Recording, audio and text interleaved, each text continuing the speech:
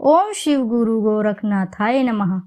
नमस्कार प्रिय भक्तगणों, स्वागत है आप सभी का आपके अपने चैनल ज्ञान अर्थ में। आप सभी का दिन शुभ और मंगलमय हो।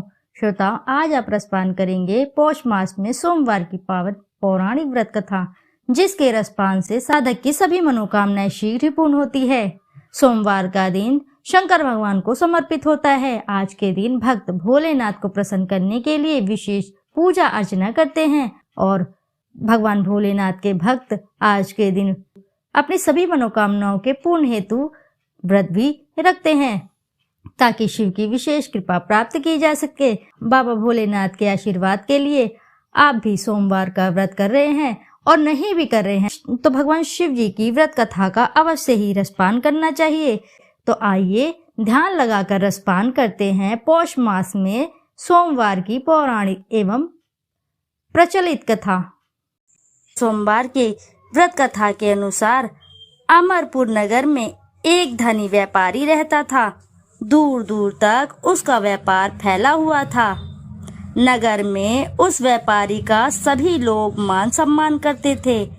इतना सब कुछ होने के बावजूद भी वह व्यापारी अंतर्मन से बहुत ही दुखी था, क्योंकि उस व्यापारी का कोई भी पुत्र नहीं था।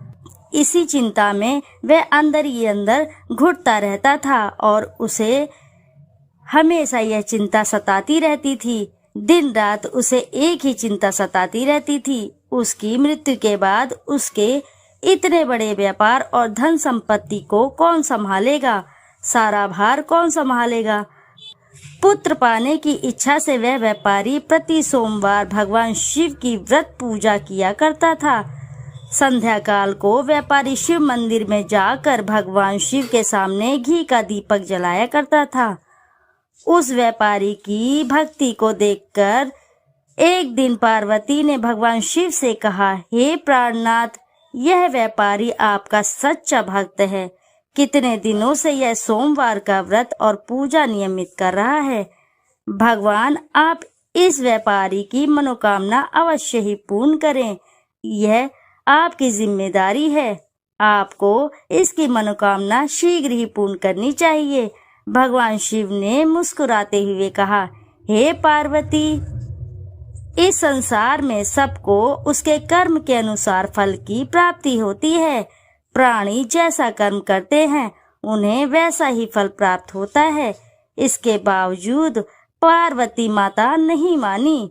उन्होंने आग्रह करते हुए कहा, नहीं प्राणनाथ, आपको इस व्यापारी की इच्छा पूरी ही करनी पड़ेगी। यह आपका अनन्य भक्त है। प्रति सोमवार आपका विधिवत व्रत कर रखता है और पूजा अर्चना के बाद आपको भोग लगाकर एक समय भोजन ग्रहण करता है। आपको इसे पुत्र प्राप्ति का वरदान देना ही होगा। पार्वती का इतना आग्रह देखकर भगवान शिव ने कहा, तुम्हारे आग्रह पर मैं इस व्यापारी को पुत्र प्राप्ति का वरदान देता हूँ, लेकिन इसका पुत्र 16 वर्ष से अधिक जीवित नहीं रहेगा। उसी रात भगवान शिव ने स्वप्न में उस व्यापारी को दर्शन देकर उसे पुत्र प्राप्ति का वरदान दिया और उसके पुत्र के 16 वर्ष तक जीवित रहने की बात भी बताई। भगवान के वरदान से व्यापारी को खुशी तो हुई, लेकिन पुत्र की अल्पायु की चिंता ने उस खुशी को नष्ट कर दिया। व्यापारी पहले की तरह सोमवार का विधिवत व्रत करता रहा। कुछ महीने पश्चात उसके घर अति सुंदर पुत्र उत्पन्न हुआ। पुत्र जन्म से व्यापारी के घर में खुशी भर आई। बहुत धूमधाम से पुत्र जन्म का समारोह मनाया गया। व्यापारी को पुत्र जन्म की अधिक खुशी नहीं हुई, क्योंकि उसे पुत्र की अल्प आयु के रहस्य का पता था। यह रहस्य घर में किसी को नहीं मालूम था। विद्वान ब्राह्मणों ने उस पुत्र का नाम अमर रखा था। जब अमर 12 वर्ष का हुआ तो शिक्षा के लिए उसे वाराणसी भेजने का निश्चय हुआ। व्यापारी ने अमर के मामा दीपचंद्र को बुलाया और कहा कि मेरे अमर को शिक्षा प्राप्त करने के लिए वाराणसी छोड़ आओ। अमर अपने मामा के साथ शिक्षा प्राप्त करने के लिए चल दिया। रास्ते में जहाँ भी अमर और दीपचंद रात्रि विश्राम के लिए ठहरते, वहीं यज्ञ और ब्राह्मणों को भोजन कराते थे। लंबी यात्रा के बाद अमर और दीपचंद्र एक नगर में पहुंचे। उस नगर में राजा की कन्या के विवाह की खुशी में पूरे नगर को सजाया गया था। निश्चित समय पर बारात आ गई, लेकिन वर का पिता अपने बेटे के एक आंख से काने होने के कारण बहुत चिंतित था।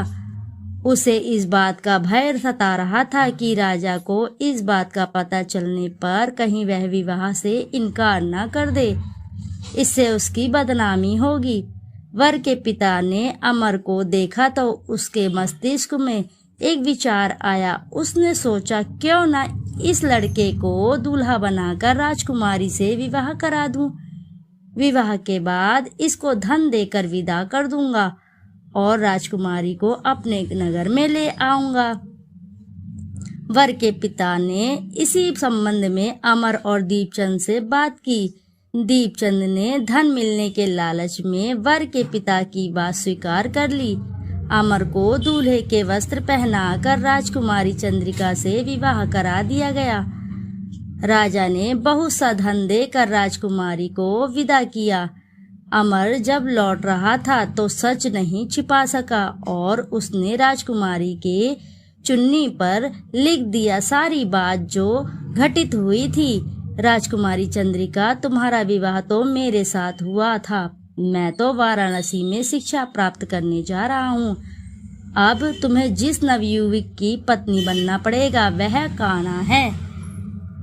जब राजकुमारी ने अपनी ओढ़नी पर लिखा हुआ पढ़ा तो उसने काने लड़के के साथ जाने से इनकार कर दिया। राजा ने सब बातें जानकर राजकुमारी को महल में रख लिया। उधर अमर अपने मामा दीपचंद के साथ वाराणसी पहुंच गया। अमर ने गुरुकुल में पढ़ना शुरू कर दिया, अपनी शिक्षा ग्रहण करनी शुरू कर दी। जब अमर की आयु 16 वर्ष हुई तो उसने एक यज्ञ किया। यज्ञ की समाप्ति पर ब्राह्मणों को भोजन कराया और खूब अन्न वस्त्र दान किए। रात को अमर अपने शयन कक्ष में सो गया। शिव के वरदान के अनुसार शयन व्यवस्था में ही अमर के प्राण पखेरु उड़ गए। सूर्योदय पर मामा अमर को मृत देखकर रोने पीटने लगा। आसपास के लोग भी एकत्रित होकर दुख प्रकट करने लगे। मामा के रोने विलाप करने के स्वर समीप से गुजरते हुए भगवान शिव और माता पार्वती ने भी सुने। पार्वती जी ने भगवान से कहा, प्राणनाथ, मुझसे इसके रोने के स्वर सहन नहीं हो रहे। आप इस व्यक्ति के कष्ट अवश्य दूर करें। भगवान शिव ने पार्वती के साथ अदृश्य रूप में समीप जाकर अमर को देखा तो पार्वती जी से बोले, पार्वती, यह तो उसी व्यापारी का पुत्र है। मैंने इसे 16 वर्ष की आयु का वरदान दिया था। इसकी आयु पूरी समाप्त हो चुकी है। पार्वती जी ने फिर भगवान शिव से निवेदन किया, हे प्राणनाथ, आप इस लड़के को जीवित करें, नहीं तो इसके माता पिता पुत्र की मृत्यु के कारण रो रो कर अपने प्राणों को त्याग कर देंगे। इस लड़के का पिता तो आपका परम भक्त है। वर्षों से सोमवार का व्रत करते हुए आपको भोग लगा रहा है। पार्वती के आग्रह पर भगवान शिव ने उस लड़के को जीवित होने का वरदान दिया और कुछ ही पल में वह जीवित होकर बैठ उठा। शिक्षा समाप्त करके अमर मामा के साथ अपने नगर को चल दिया। दोनों चलते चलते हुए उसी नगर में पहुंचे जहां अमर का विवाह हुआ था, उस राजकुमारी के साथ। उस नगर में भी अमर ने यज्ञ का आयोजन किया। समीप से गुजरते हुए नगर के राजा ने यज्ञ का आयोजन देखा। राजा ने अमर को तुरंत पहचान लिया। यज्ञ समाप्त होने पर राजा अमर और उसके मामा को महल में ले गया और कुछ दिन उन्हें महल में रखकर बहुत सा धन वस्त्र देकर राजकुमारी के साथ विदा किया। रास्ते में सुरक्षा के लिए राजा ने बहुत से सैनिकों का भी साथ भेजा था। दीपचंद्र ने नगर में पहुंचते ही एक दूत घर को भेजकर अपने आगमन की सूचना भेजी। अपने बेटे अमर के जीवित वापस लौटने की सूचना से व्यापारी बहुत ही प्रसन्न हुआ। व्यापारी ने अपनी पत्नी के साथ स्वयं को एक कमरे में बंद कर रखा था। भूखे प्यासे रहकर व्यापारी और उसकी पत्नी बेटे की प्रतीक्षा कर रहे थे। उन्होंने प्रतिज्ञा कर रखी थी कि यदि उन्हें अपने बेटे की मृत्यु का समाचार मिला तो दोनों अपने प्राण त्याग देंगे। व्यापारी अपनी पत्नी और मित्रों के साथ नगर के द्वार पहुंचा। अपने बेटे के विवाह का समाचार सुन पुत्र वधू राजकुमारी चंद्रिका को देखकर उसकी खुशी का ठिकाना न रहा। उसी रात भगवान शिव ने व्यापारी के स्वप्न में आकर कहा, हे श्रेष्ठी, मैंने तेरे सोमवार के व्रत और व्रत कथा सुनने से प्रसन्न होकर तेरे पुत्र को लंबी आयु प्रदान की है। व्यापारी बहुत ही प्रसन्न हुआ। सोमवार का व्रत करने से व्यापारी के घर में खुशियां लौट आई। शास्त्रों में लिखा है कि जो स्त्री पुरुष सोमवार का विधिवत व्रत करते हैं और व्रत कथा सुनते हैं, उनकी सभी इच्छाएं शीघ्र ही पूर्ण होती है। भगवान भोलेनाथ की कृपा से उनके सभी मनोरथ शीघ्र ही पूर्ण होते हैं। भगवान भोलेनाथ उसकी सभी इच्छाओं को शीघ्र ही पूर्ण करते हैं। जो भी साधक इस कथा को श्रवण करता है और इसका हुंकारा भी भरता है तो भी भगवान भोलेनाथ उसके सभी मनोरथ शीघ्र ही पूर्ण करते हैं। आइए अब रसपान करते हैं पवित्र शिव चालीसा। श्री गणेश जी गिरजा सुवन मंगल मूल सुजान, कहत अयोध्या दास तुम देहु अभय वरदान। जय गिरिजापति दीन दयाला, सदा करत संतन प्रतिपाला। भाल चंद्रमा सोहतनी के, कानन कुंडल नागफनी के।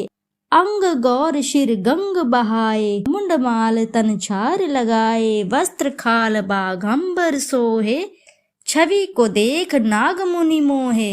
मैना मातु की है दुलारी, बाम अंग सोहत छवि न्यारी। कर त्रिशूल सोहत छवि भारी, करत सदा शत्रुन क्षयकारी। नंदी गणेश सोहे तनहा कैसे, सागर मध्य कमल है जैसे। कार्तिक श्याम और गणराऊ, या छवि को कही जात न काऊ।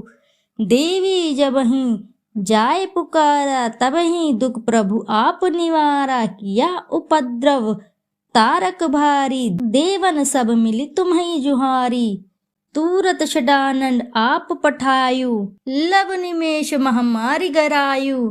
आप जलंधर असुर संहारा, जयश तुम्हारे विदित संहारा। त्रिपुरासुर सन युद्ध मचाई, सबहि कृपा कर लीन बचाई। किया तपहि भागीरथ भारी, पुर प्रतिज्ञा तस पुरारी। दानिन मम तुम सम कोहु नाही, सेवक स्तुति करत सदाही। वेद नाम महिमा तब गाई, अखत अनादि वेद नहीं पाई। प्रगट उदती मंथन में ज्वाला, जरे सुरासुर भय विहाला। कीन दया तम करी सहाई, नीलकंठ तब नाम कहाई। पूजन रामचंद्र जब कीन्हा, जीत के लंक विभीषण दीन्हा। सहस कमल में हो रहे धारी, कीन्हा परीक्षा तब ही पुरारी। एक कमल प्रभु राखेउ जोही, कमल नयन पूजन चम सोही। कठिन भक्ति देख प्रभु शंकर, भय प्रसन्न दिए इच्छित वर। जय जय अनंत अविनाशी, करत कृपा सबके घटवासी। दुष्ट सकल नित मोहि सतावे, ब्रह्मत रहे मोहि चैन न आवे। त्राहि त्राहि मैं नाथ पुकारु, यही अवसर मोहि आन उबारू। ले त्रिशूल शत्रुन को मारो, संकट से मोहि आन उबारो। माति पिता भ्राता सब कोई, संकट में पूछत ना कोई। स्वामी एक है आस तुम्हारी, आए हरहु अब संकट भारी। धन निर्धन को देत सदाही, जो कोई जाचे वो फल पाही। अस्तुति के ही विधि करो तुम्हारी, क्षमहु नाथ अब चूक हमारी। शंकर हो संकट के नाशन, मंगल कारण विघ्न विनाशन। योगी यति मुनि ध्यान लगावे, नारद शारद शीश नवावे। नमो नमो जय नमो शिवाय, सुर ब्रह्मादिक पार न पाए। जो यह पाठ करे मन लाई, ता पार होत शंभु सहाई। ऋनिया जो कोई हो अधिकारी, पाठ करे सो पावनहारी। पुत्रहीन कर इच्छा कोई, निश्चित शिव प्रसाद ते होई। पंडित त्रयोदशी को लावे, ध्यान पूर्वक होम करावे। त्रयोदशी व्रत करे हमेशा, तन नहीं ताके रहे कलेशा। दीप धूप नैवेद्य चढ़ावे, शंकर सम्मुख पाठ सुनावे। जन्म जन्म के पाप नसावे, अंतवास शिवपुर में पावे। कहे अयोध्या आस तुम्हारी, जाने सकल दुख हरहु हमारी। नित नेम कर प्राते ही, पाठ करो चालीसा। तुम मेरी मनोकामना पूर्ण करो जगदीसा। मगसर छठी हेमंत ऋतु, सन्मत 64 जान। स्तुति चालीसा शिवहि, पूर्ण कीन कल्याण। इति शुभम। बोलो हर हर महादेव की जय। शिव शंकर भोलेनाथ की जय। प्रिय भक्तगणों, यदि आपको वीडियो अच्छी लगी है तो वीडियो जरूर लाइक करें, साथ ही चैनल को सब्सक्राइब करें। एक बार अपनी सच्ची श्रद्धा से कमेंट बॉक्स में जरूर लिख दें, हर हर महादेव, जय भोलेनाथ। भगवान भोलेनाथ का आशीर्वाद आप पर सदा बना रहेगा। नमस्कार श्रोताओं, फिर मिलते हैं आपसे ऐसी किसी नई कथा कहानी में। जब तक के लिए नमस्कार श्रोताओं।